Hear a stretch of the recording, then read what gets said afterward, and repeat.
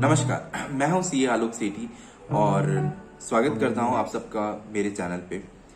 इस वीडियो में हम देखेंगे कि जीएसटी का रिकंसिलिएशन कैसे किया जा सकता है एक एक्सेल शीट के थ्रू, जहाँ पे कि हम डेटा लेंगे बुक से और जीएसटी पोर्टल से, और हम देखेंगे कि आईटीसी को रिकंसाइल कैसे किया जा सकता है।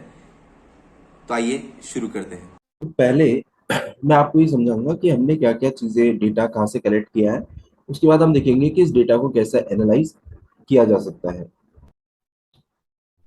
यूट्यूब पे बहुत सारी वीडियोस अवेलेबल है जीएसटी आईटीसी रिकंसिलिएशन को लेके, लेकिन ये जो वीडियो मैंने बनाया है, मेरी कोशिश ये रही है कि मैं आपको बहुत ही सिंपल वे में जीएसटी रिकंसाइल करना बताता हूँ। सबसे पहली शीट जो है वो है टेबल 8 ऑफ जीएसटी 9।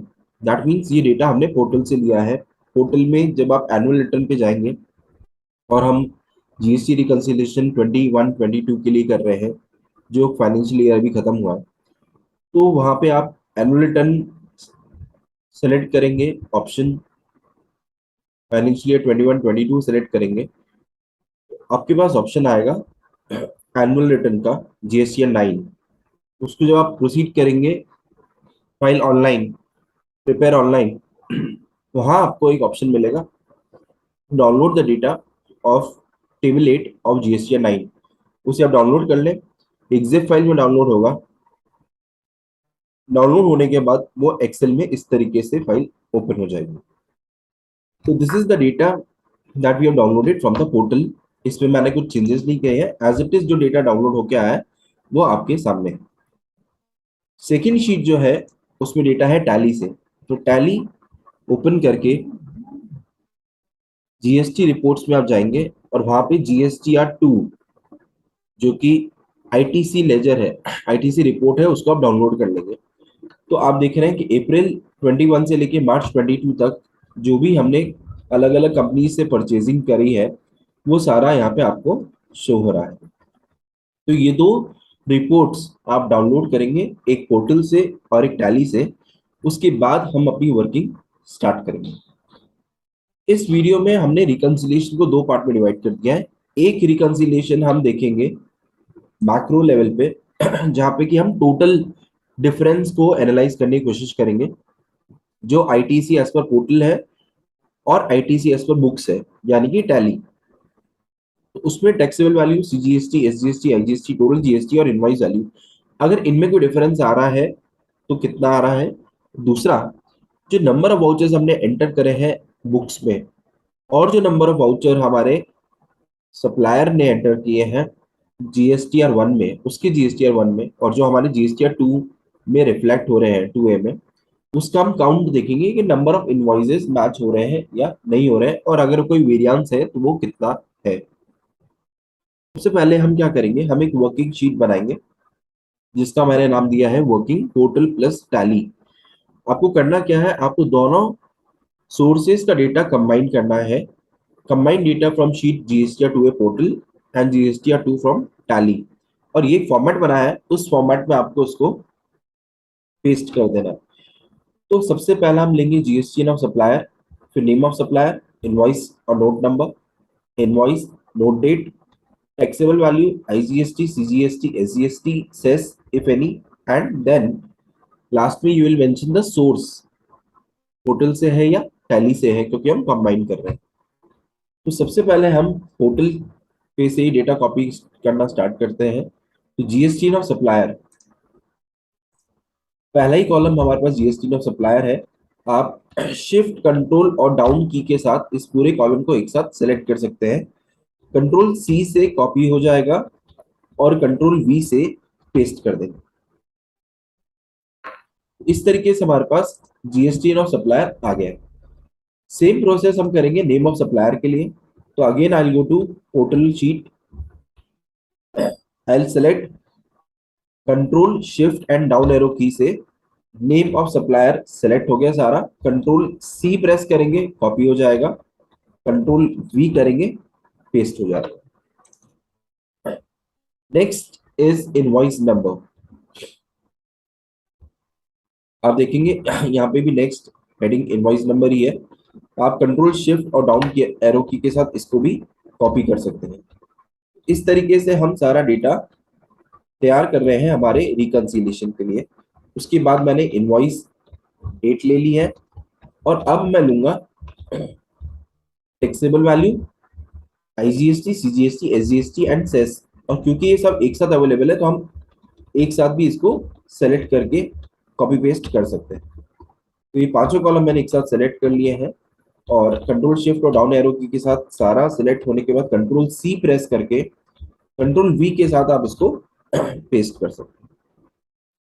तो आप देखेंगे हमारे पास पोर्टल से रिलेटेड जितना भी डेटा था वो सारा यहाँ पे आ गया है। तो हम सोर्स में क्या करेंगे, सोर्स में हम मेंशन कर देंगे पोर्टल। और आपको क्या करना है, कंट्रोल सी करना है, और कंट्रोल और एंड की को प्रेस करके लास्ट पे आ सकते हैं, कंट्रोल वी प्रेस कर दो।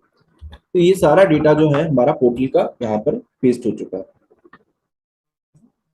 अगर आप चेक करना चाहते हैं कि कॉपी पेस्ट में कोई एरर ना हो गया हो, तो आप एक काम कर सकते हैं, आप इसका काउंट देख लें कि यहाँ पर जो हमारे पास टोटल इनवॉइसेस है, एंट्रीज है, वो 602 है, और जो यहाँ पे डेटा कॉपी होके आया है वो भी टोटल काउंट उसका 602 होना चाहिए। दैट मीन्स हमारा डेटा जो है वो प्रॉपरली कॉपी पेस्ट हो चुका है। So now we'll be copying the data from tally sheet. So I go to the tally sheet, and the first column that we need is supplier GSTN. So control shift and copy the entire.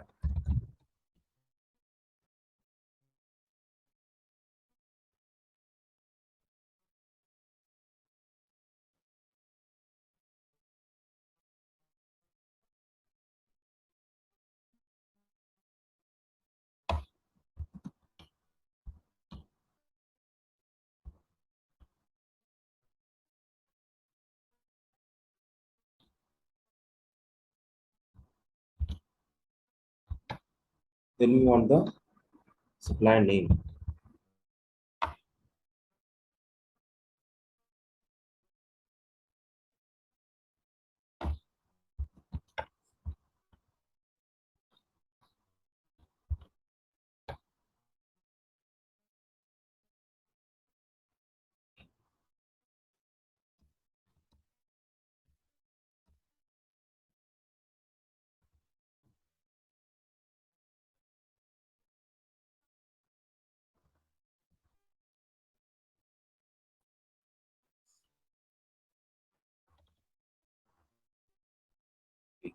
So we have the data from tally and portal both.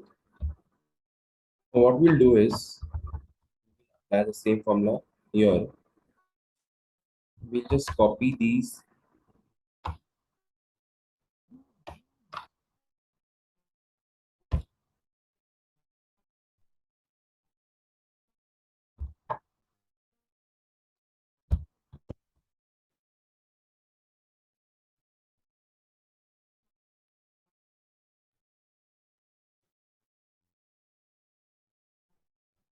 We'll apply the sum formula. Um,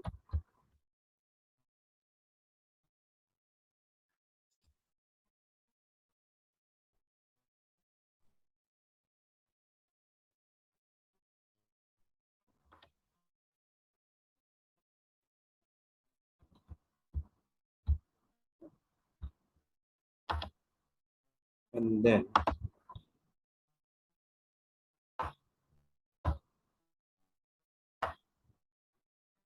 we can select the data from the portal.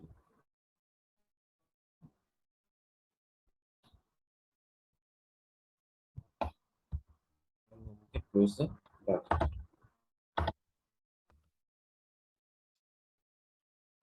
When you press Control R, it gets repeated. Formula gets repeated.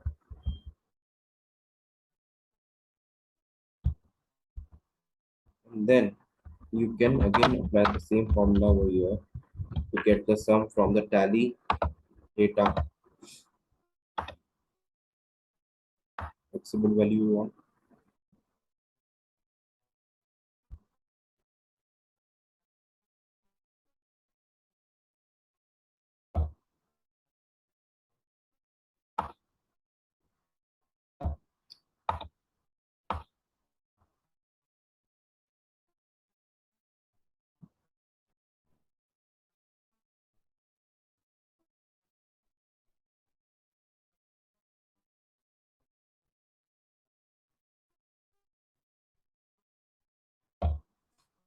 close the bracket.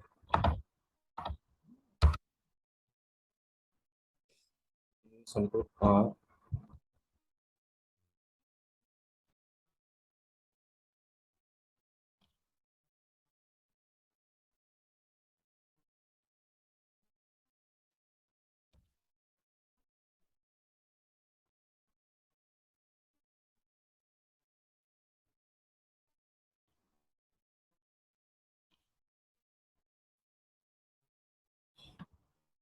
Okay, and then we can have a total of these three columns.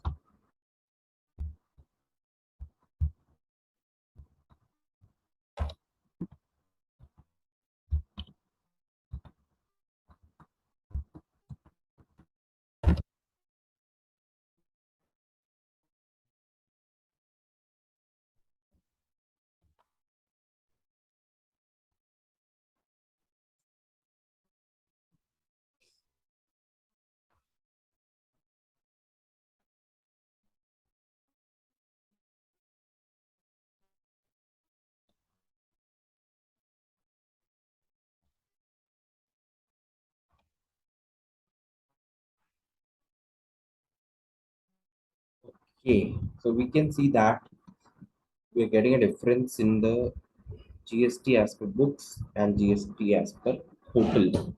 Total, the amount is more, in books, the amount is less. So now we want to find out like how many invoices we have not taken in the total. So number of invoices as per total. So we'll use the